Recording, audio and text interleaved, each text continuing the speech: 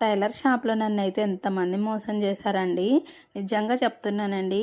ఇప్పుడు గాని వాళ్ళందరూ మనసు మార్చుకొని ఇస్తానని వస్తే 30, 40 వేలు వస్తాయండి నాకు. అంతమంది మోసం చేశారు. అసలా నాకొక డౌట్ అండి. నన్నే మోసం చేశారా? లేదంటే చాలామందిని ఇలా మోసం చేస్తారు షాప్స్ దగ్గర అని నాకు డౌటు. ఎందుకంటే నాకు తెలిసిన టైలర్స్ వాళ్ళైతే ఏమో మేమైతే మనీ ఇవ్వంది అస్సలు ఇవ్వం నీలాగా అంటారు. మరి నాకేమైతుందో ఏమో, నేను కూడా ఇవ్వద్దు అనుకుంటాను. వాళ్ళు మాట్లాడే మాటలు కరిగిపోయి ఇచ్చేస్తాను. నాలాగా ఉన్న వాళ్ళు ఎవరన్నా ఉంటే కామెంట్ చేయండి.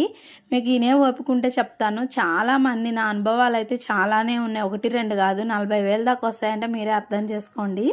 ఒక ఆమె అయితే 4, 5 సార్లు కుట్టించుకుందండి. కరెక్ట్గానే ఇచ్చేసింది. అదే నమ్మకంతో మళ్ళీ ఇచ్చినప్పుడు కూడా కుట్టేశాను. ఎప్పుడు కూడా మనీ ఆపలేదు. ఈసారి ఏమనుకుందో ఏమో, వచ్చింది మంచిగా. కుట్టినే అయిపోయినాయి అని చెప్పగానే వచ్చింది షాప్ దగ్గరికి. బ్లౌజులు తీసుకుంది. మనీ తేలేదు. మళ్ళీ వచ్చి ఇస్తానంది. అదేంటక్క అంటే ఏం చెయ్యి